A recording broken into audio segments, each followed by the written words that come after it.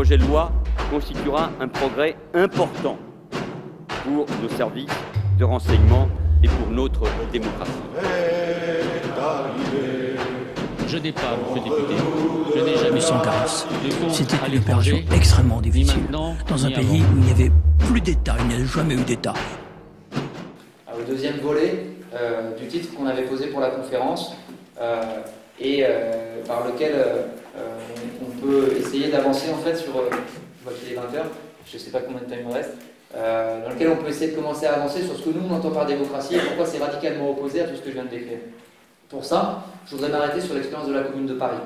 La Commune de Paris, donc 1871, c'est une expérience qui a été une expérience particulièrement avancée sur la manière pour le prolétariat de prendre en charge cette question démocratique et démontrer à quel point il était la classe qui seule pouvait apporter une démocratie plus large, une démocratie qui dépassait les limites qui lui sont imposées par la classe dominante qui est la bourgeoisie. Il y a plusieurs leçons pour Marx et Engels qui se dégagent de la Commune de Paris. La première, elle est assez classique, peut-être vous la connaissez déjà, c'est que pour le prolétariat et pour la paysannerie aussi, pour ces deux grandes classes exploitées de l'époque de la Commune, on ne peut pas se contenter de récupérer la vieille machine de l'État, mais il va falloir la briser. On ne peut pas se contenter de prendre la place des anciens maîtres et d'administrer leur machine, il faudra la détruire et en imposer une autre. Et imposer ce que Marx appelle l'organisation du prolétariat en classe dominante. Ça, je vais y revenir tout à l'heure. Donc c'est la première leçon. On voit que c'est une leçon, même si Bernstein vient après, qui déjà était radicalement opposé et pouvait périmer, si Bernstein s'était un petit peu penché sur l'expérience historique, aurait pu périmer les conclusions de Bernstein. La deuxième leçon, c'est Marx qui la tire et il dit que ce processus de constitution du prolétariat en classe dominante qui a eu lieu lors de la Commune de Paris consiste en la conquête de la démocratie. Et ça, je trouve que ça nous fait réfléchir. La conquête de la démocratie. Et donc, on est face à l'idée que pour conquérir la démocratie, il va falloir briser l'ancienne machine de l'État et que la majorité de la population, la majorité exploitée, les travailleurs, les jeunes, les salariés, etc., les chômeurs, mettent à leur place leur propre démocratie. C'est quelque chose qui a creusé et qui, à mon avis, a creusé sur la base de l'expérience même de la Commune. Qu'est-ce qu'a fait la Commune quand elle est arrivée au pouvoir? Numéro 1, elle a dissous l'armée permanente de la bourgeoisie et elle a imposé à la place l'armement du peuple tout entier. Ça, c'est un élément extrêmement important. C'est-à-dire, justement, cet élément central de la définition de l'État, qui était un détachement d'hommes armés, et ben on en finit avec le détachement. L'ensemble de la population est armée, et il n'est plus possible pour une classe minoritaire de constituer son corps spécial de défense de ses intérêts. Numéro 2, elle a pris un certain nombre de mesures. L'interdiction du travail de nuit, l'interdiction du travail des enfants, l'école publique, gratuite, laïque, ouverte aux filles, aux garçons. Toute une série de mesures qui en réalité seront prises bien plus tard par la République bourgeoise, y compris sous pression des luttes que mèneront la classe ouvrière. Mais numéro 3, et là je vais à nouveau faire une citation, elle a pris tout un tas de mesures qui concernent, si on veut, le régime, l'organisation politique de la Commune elle-même. Je vous lis un petit peu ces mesures et je pense qu'elles nous font réfléchir jusqu'aujourd'hui. La Commune fut composée de conseillers municipaux, élus au suffrage universel dans les différents arrondissements de la ville. Ils étaient responsables et révocables à tout moment. La majorité de ces membres étaient naturellement des ouvriers ou des représentants reconnus de la classe ouvrière. Pourquoi? Parce que le suffrage était universel, parce qu'il n'y avait pas besoin d'être un professionnel de la politique antérieurement pour s'y présenter, et que tout simplement, du coup, la majorité de la population était celle qui concourait au suffrage. Au lieu de continuer d'être l'instrument du gouvernement général, la police fut immédiatement dépouillée de ses attributs politiques et transformée en un instrument de la commune, responsable et à tout instant révocable. La police responsable et révocable, en plus d'être l'organisation du peuple en armes. Il en fut de même pour les fonctionnaires de toutes les autres branches de l'administration, responsables et révocables. Depuis les membres de la commune jusqu'au bas de l'échelle, la fonction publique devait être assurée pour des salaires d'ouvriers. La fonction publique, les fonctionnaires, tout le monde gagne le salaire moyen d'un ouvrier de l'époque. Les fonctionnaires de justice furent dépouillés de leur fin d'indépendance. Leur fin d'indépendance, c'est celle de Montesquieu, c'est celle de la philosophie des Lumières. Ils devaient être désormais électifs, responsables et révocables. Donc non seulement responsables et révocables en ce qui concerne les juges, mais aussi élus. Parce que ceux qui jugent doivent être sous le contrôle politique permanent de ceux qui sont jugés et de la population. Donc c'est une série de mesures en réalité qui concernent qui caractérise la Commune de Paris et qui, à mon avis, permet d'avancer sur ce qu'on appelle notre démocratie. Parce qu'il faut combiner ces mesures-là avec la première définition, celle qui dit que la Commune de Paris, c'est la constitution du prolétariat en classe dominante. Ils ont une expérience de ça. Un autre terme pour désigner ça, c'est un terme qui est devenu un gros mot. C'est un terme qui a fait l'objet d'une espèce de terrorisme idéologique de la part de la classe dominante. C'est le terme de dictature du prolétariat. Qu'est-ce que c'est que la dictature du prolétariat? Je voudrais m'y arrêter un petit peu. Parce que c'est un débat qui a l'air miné. Moi, je ne pense pas que c'est un débat miné, mais c'est un débat qui a l'air miné. Pourquoi? Parce que à la fin du XXe siècle, après l'échec de l'expérience stalinienne, qui était pour le coup une véritable dictature, les classes dominantes ont réussi à imposer une alternative unique entre leur démocratie à elles, celle dont on a parlé au début de la conférence, et le totalitarisme. Donc il y aurait un choix à faire entre l'acceptation de la misère des possibles actuels ou des tentatives avortées de libération qui conduiraient nécessairement au totalitarisme. Ça, c'est une grande victoire idéologique des classes dominantes, c'est une grande victoire qui a pu être menée seulement parce qu'il y a eu si peu de démocratie prolétarienne au sens propre, de notre démocratie, dans l'expérience qui a été menée à l'Est, du moins pendant si peu longtemps, et parce que le stalinisme a réussi à imposer une vision de ce qu'était la libération, qui était principalement justement une vision dictatoriale, une vision autoritaire. Donc c'est un grand service rendu par le stalinisme, par le maoïsme aussi en son sens en Chine, d'avoir pu imposer l'idée que la seule voie de sortie de la démocratie bourgeoise, c'était le totalitarisme. Pourtant, si on y regarde un petit peu de plus près, c'est étonnant de constater ce que peut être la dictature du prolétariat. La dictature du prolétariat, c'est ce qui s'oppose à la dictature de la bourgeoisie, qu'elle soit ou non avec son enveloppe démocratique. La dictature du prolétariat, elle a aussi son enveloppe démocratique, si on veut. Mais en tout cas, ce n'est pas la même démocratie. C'est la démocratie dont je viens de citer toutes les mesures, les fonctionnaires révocables et responsables, payés au salaire d'ouvrier, ça c'est la dictature du prolétariat dans son enveloppe démocratique. La dictature du prolétariat, c'est aussi une dictature qui se fait de la majorité sur la minorité, et pas de la minorité sur la majorité. En réalité, la définition de Marx, c'est-à-dire que la dictature du prolétariat, c'est le système le plus démocratique qui puisse être atteint dans le cadre d'une société qui est encore divisée en classes. Parce qu'on n'est pas utopique. Parce qu'on pense que quand il y aura, dans le cadre de la révolution sociale, si c'est aujourd'hui la majorité de la population opprimée et exploitée qui prend le pouvoir, alors la minorité, les capitalistes, ne vont pas disparaître comme un mirage qui aurait cessé d'exister à partir du moment où l'État serait pris. D'ailleurs, l'expérience de la Commune de Paris, c'est celle-là. À partir du moment où le prolétariat prend le pouvoir, que fait la bourgeoisie française? Elle attaque, évidemment, elle retrouve l'appui de la bourgeoisie contre laquelle elle se battait, la bourgeoisie prussienne qui libère l'ensemble des prisonniers de la bourgeoisie française et qui lui permet d'attaquer et de vaincre la Commune. Et une des leçons de la Commune de Paris, c'est aussi ça, c'est de comprendre qu'il n'y a pas de victoire définitive, tant que la victoire n'est pas définitive, c'est-à-dire tant que l'ennemi n'a pas été dissous comme ennemi, c'est-à-dire que la bourgeoisie n'a pas été entièrement expropriée et vaincue militairement.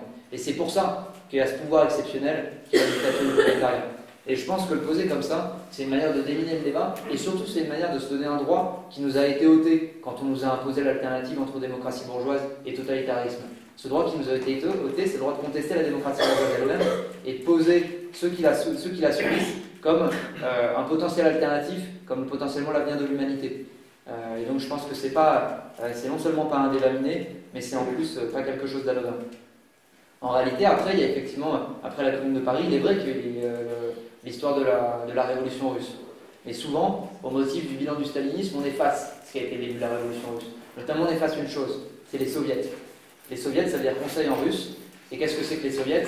C'est l'organisation dans le cadre de larges assemblées des travailleurs de différentes usines, des paysans, des soldats, c'est-à-dire de la grande majorité de la population qui n'est pas réduite comme exercice démocratique simplement à aller voter à des intervalles réguliers pour des candidats qui appartiennent à la classe adverse, mais qui peut s'organiser à la base et décider et élire des députés pour un soviet national et décider de cette manière-là de la conduite non seulement de sa révolution, mais ensuite de la société future. Les soviets, un journaliste américain qui a vécu la révolution russe de 17, John Reed, l'a décrit en disant « Jamais auparavant n'avait existé un corps politique si sensible et si proche de la volonté populaire. » Et effectivement, puisque c'était le peuple lui-même qui était organisé dans les soviets. Et donc c'est important de se rappeler ça de la révolution russe. Ensuite, il y a effectivement l'expérience du stalinisme, mais sans entrer profondément dans les détails de ce point de vue-là, je voudrais quand même signaler que le marxisme ne s'est pas arrêté à sa dégradation par Staline et que la bataille a continué, notamment parce qu'au sein de la Russie, il y a eu tout le combat qui a été mené par l'opposition de gauche contre le stalinisme, et notamment par l'un de ses dirigeants qui s'appelle Léon Trotsky, et qui lie l'expérience stalinienne précisément et qui explique que c'est la dissolution des soviets qui a caractérisé l'expérience stalinienne et notamment qui en vient à revenir sur les débats sur les rapports entre classes et partis dans le cadre de la Révolution et à fixer à mon avis quelque chose qui est un jalon pour nous pour penser ce que c'est que cette démocratie la plus large, c'est-à-dire la dictature du prolétariat au XXIe siècle, qui est de dire eh bien, dans la mesure où la classe ouvrière elle-même est hétérogène, dans la mesure où la conduite de la Révolution peut donner lieu à des options différentes, en réalité, l'erreur comment dire, ce qu'il faut réussir à imposer, c'est la liberté de parti, c'est le pluripartisme, quelque chose qui n'a jamais existé évidemment sous Staline, qui était une dictature de parti unique. C'est la liberté de conduire pour le prolétariat en révolution, de continuer à entretenir différents partis qui incarnent différentes options. Donc voilà un petit peu comment dire, ce qui me semble être une vision moderne de la dictature du prolétariat et surtout une vision qui ne capitule pas devant l'imposition de la définition qui en est faite par la classe dominante actuelle. Bon, sur notre démocratie, et pour conclure, à partir du moment où on tient tous ces constats-là, et pour revenir un petit peu à la situation dans laquelle on se trouve aujourd'hui, je crois qu'il faut partir d'un paradoxe. C'est paradoxal de voir, ou plutôt c'est contradictoire de voir à quel point la démocratie bourgeoise peut être dégradée, et à quel point ça se voit, à quel point c'est ressenti. Les gens la plupart de la classe ouvrière n'allant plus voter, l'État étant partiellement délégitimé, etc. Et pourquoi est-ce que, dans le cadre de cette dégradation-là, c'est pourtant toujours la bourgeoisie qui continue à monopoliser la question démocratique et à laisser penser qu'aucune classe à sa place ne serait capable d'imposer un système plus démocratique. En réalité, c'est ce slogan un petit peu qui me revenait en tête sans que je retrouve l'auteur, vous pourrez peut-être m'aider, qui s'est imposé, c'est de dire la démocratie c'est le pire des systèmes, excepté tous les autres. Comment Churchill, d'accord. Je me rappelais de ça et ça me faisait rire parce que, effectivement, c'est une sacrée imposition idéologique. En réalité, il faudrait la démocratie actuelle, bourgeoise, tout ce que vous voulez. La démocratie bourgeoise, c'est le pire des systèmes excepté tous les autres. Faux. Faux. Et nous, on doit être là pour porter le message de dire que c'est faux. C'est-à-dire que, d'ores et déjà, on a pu observer comment est-ce que la décomposition, la dégradation des mécanismes de la démocratie bourgeoise générait des nouveaux phénomènes politiques. Parce qu'il ne faut pas être non plus complètement aveugle pour voir que c'est autour du discrédit des politiciens actuels, que c'est autour du discrédit des forces de répression, que c'est autour de la crise du bipartisme, que surgissent des phénomènes politiques comme on peut observer, comme Syriza en Grèce, comme Podemos, même le front de gauche au moment où il était plus en bonne santé, plus en forme en France, se faisait pas mal autour du discours d'une nouvelle république que Mélenchon continue à porter, etc. etc. Le problème c'est quoi? Le problème c'est que, et puis avant de parler des organisations politiques, c'est ce que j'aurais dû faire, il faut parler des phénomènes de mobilisation eux-mêmes, c'est-à-dire les indignés, l'occupation des places, etc., etc. On a une existence, une présence de la contestation démocratique et de nouveaux phénomènes politiques qui prennent ça en charge. Le problème, quel est-il? Et c'est pour ça que j'avais pris un petit peu les choses à l'envers en parlant d'abord des organisations politiques qui cherchent à chevaucher ces mouvements-là. Le problème, quel est-il? C'est que ces organisations-là, elles se situent toutes, elles acceptent toutes le terrain qui est fixé par la démocratie actuelle précisément. Notamment celui de dire qu'il n'y a que par les élections qu'on pourra changer les choses. Et d'imposer ça, c'est la révolution par les urnes de Mélenchon, c'est le gouvernement Podemos de Podemos, comme son nom l'indique, etc., etc. Par ailleurs, quand on voit des organisations comme Podemos justement, qui posent la question de la caste politicienne à raison, c'est-à-dire les politiciens forment une caste, c'est toujours les mêmes, etc. Des choses qui ont un sacré écho en France, même si en France c'est plutôt un discours qui est porté malheureusement par le FN. Pourquoi est-ce qu'il est porté par le FN et pourquoi c'est le FN qui capitalise? Précisément parce que les organisations de la gauche et de la gauche passent leur temps en réalité à s'être tellement adaptées à la démocratie actuelle, à la démocratie bourgeoise, qu'elles sont complètement discréditées pour porter un discours qui serait subversif contre ce système-là. Ça c'était une parenthèse. Mais en réalité, la caste politicienne mise en cause par Podemos. Très bien, mais ne serait-ce que la revendication de la Commune de Paris de dire tous ces politiciens devraient être payés comme des ouvriers, devraient être responsables et révocables à tout moment, ne serait-ce que cette revendication-là, elle n'existe pas dans le discours de Podemos. Le seul discours qui existe, c'est bien nous, dirigeants de Podemos, qui sommes plus jeunes, plus cool, on peut les remplacer à bon escient. Peut-être pour 30 ans, 50 ans. Et après d'autres nous remplaceront. C'est le seul discours qui est porté par Podemos. Podemos qui par ailleurs, dans un pays comme l'Espagne, qui est un pays où la question des peuples et des nationalités opprimées existe jusqu'à aujourd'hui, ne pose pas cette question-là. Podemos ne se situe absolument pas sur le terrain de la lutte pour l'autonomie nationale du peuple basque ou catalan. Podemos qui par ailleurs se satisfait de plus en plus de la monarchie en Espagne. Donc pour montrer un petit peu les limites, y compris démocratiques, de ces questions-là. Jean-Luc Mélenchon, avec la 6ème République, il apparaît souvent comme assez radical. Il va en finir avec la 5ème République, c'est radical.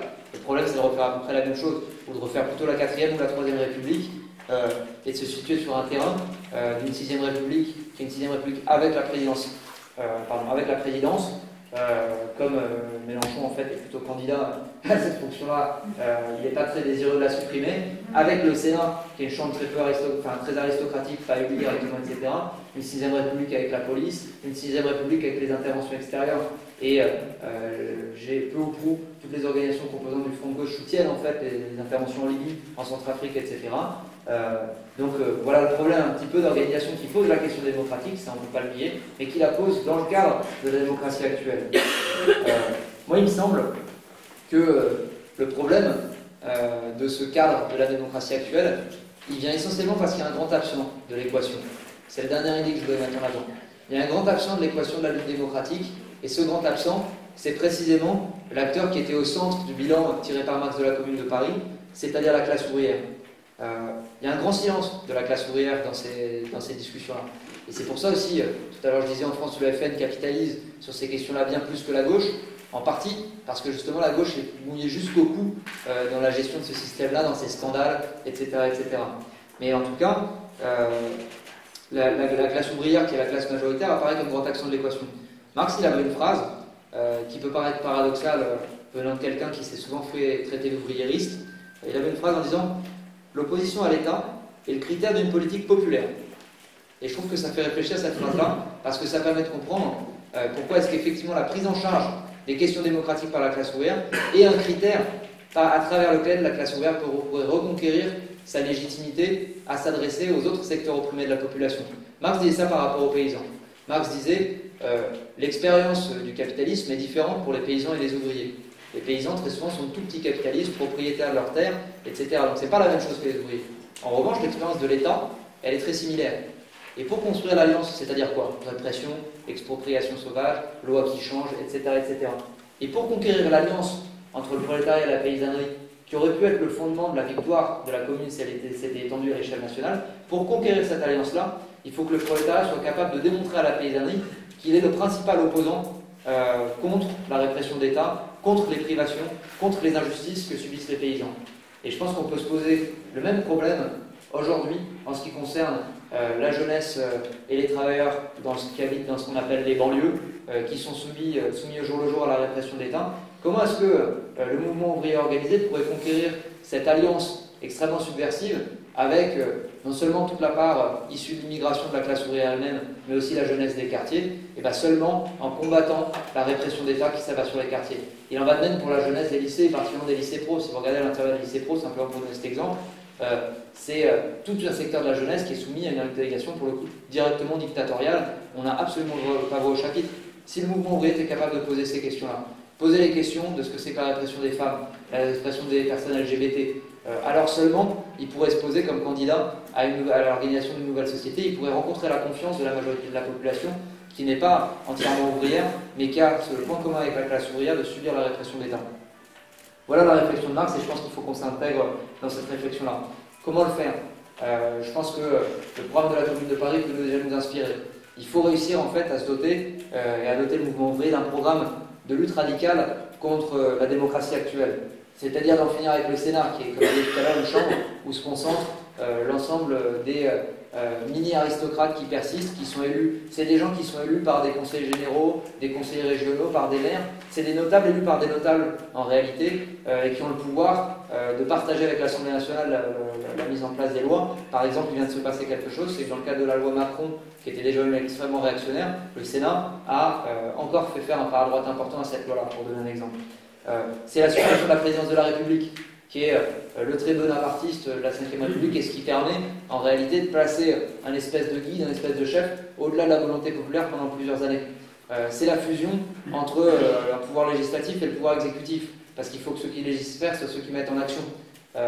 Et donc, une des revendications historiques de notre mouvement, c'est la mise en place d'une chambre unique exécutive et législative, de députés qui soient élus, révocables, responsables, comme je disais tout à l'heure, payés un salaire d'ouvrier comme l'ensemble des fonctionnaires. Ça, c'est la troisième revendication, à mon avis, qui serait importante. Il y a contre la caste, précisément, comme je disais par rapport à Podemos, il faut oser avancer cette réflexion-là. C'est le droit de vote des étrangers, le droit de vote des gens qui ont, enfin, pour les jeunes à partir de 16 ans, parce qu'à partir de 16 ans, on a le droit de se faire mobiliser par l'armée, on a le droit de se faire exploiter dans tout un tas d'entreprises. Par contre, on n'a pas le droit de voter. Bon, pareil pour les étrangers, qui pour eux, c'est bien au-delà de 16 ans.